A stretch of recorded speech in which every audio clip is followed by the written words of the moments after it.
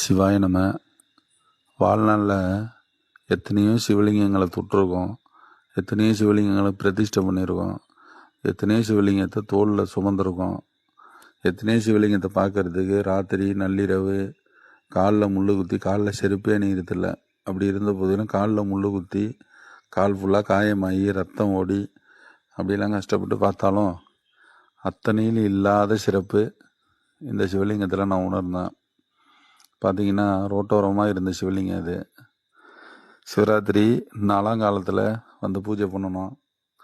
மிக அழகாக தன்னந்தனியாக இருட்டில் தனிமரமாக அந்த சிவலிங்கம் உட்காந்து பார்த்து மனசெல்லாம் கலங்கிடுச்சு, கண்ணு கலங்கிடுச்சு, ரொம்ப கஷ்டமாக போயிடுச்சு. அப்பேற்பட்ட அழகு வடிகிற சிவலிங்க திருமேனி. இந்த சிவலிங்க திருமேனிக்கு தான் அந்த ஊரில் ஐயா இடம் கொடுத்துருந்தாரு. இன்னும் அதை பிரதிஷ்டை பண்ணணும், ஷெட்டு போடணும். அன்றைக்கி நாளாங்காலத்தில் பூஜை பண்ணுறப்ப வாழ்க்கையில் பிறவி பயன் அடைஞ்ச மாதிரி அந்த இடத்துல தோணுச்சு. அவ்வளோ அழகாக நேர்த்தியாக சுவாமி அழகாக கம்பீரமாக தன்னந்தனியாக இருந்தார். பார்க்குறதையே கொடுத்து வச்சுருக்கணும்.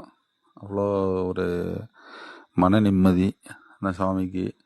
1 கிலோமீட்டர் போயிட்டு ஒரு மோட்டாரில் தண்ணி பிடிச்சிட்டு வந்து ஊற்றி அபிஷேகம் பண்ணி அந்த இருட்டில் மிக சிறப்பாக பூ பொட்டெல்லாம் வச்சு வில்வ இலைகள் பறிச்சிட்டு வந்து வச்சு சிறப்பாக பண்ணி கொடுத்தோம். கண்டிப்பாக விரைவில் இந்த இடத்துல நல்லதே நடக்கும்.